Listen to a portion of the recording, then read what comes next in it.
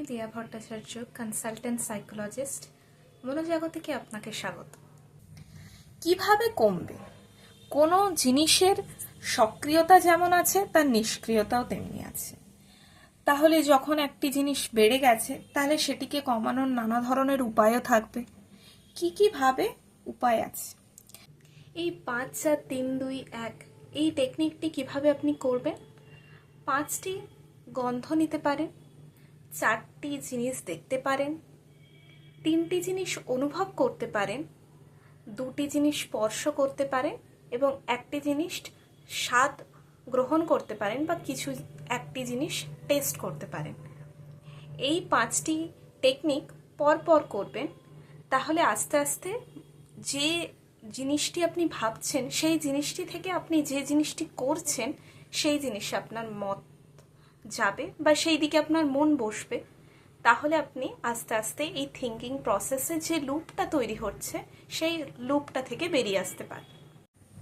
এই grounding টেকনিকটি ব্রেনকে present মোমেন্টে নিয়ে আসে এবং অ্যামিগডালা, যেটি ফিয়ার ট্রিগার্ড হয়, যে জায়গা থেকে আমাদের ফিয়ার ট্রিগার্ড হয় বা ইমোশন রিলেটেড কোনো ইস্যু ট্রিগার্ড হয়, সেটি আস্তে আস্তে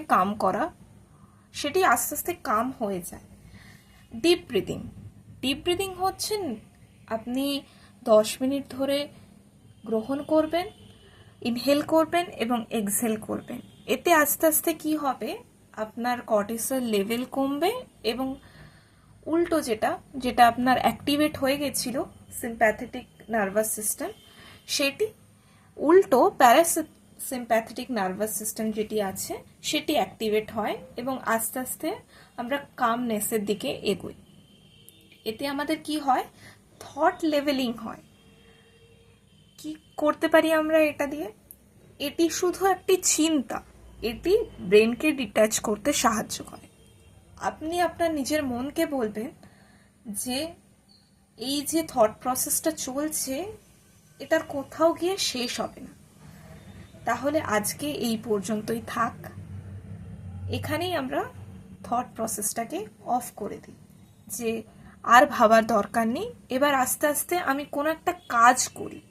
গ্রাউন্ডিং টেকনিকে আমরা জানলাম যে শ্রবণ ইন্দ্রিয়ের যে 5টি কাজ আমরা করব, সেইটি করলে এই থট লেভেলিংটি হয়ে যায়।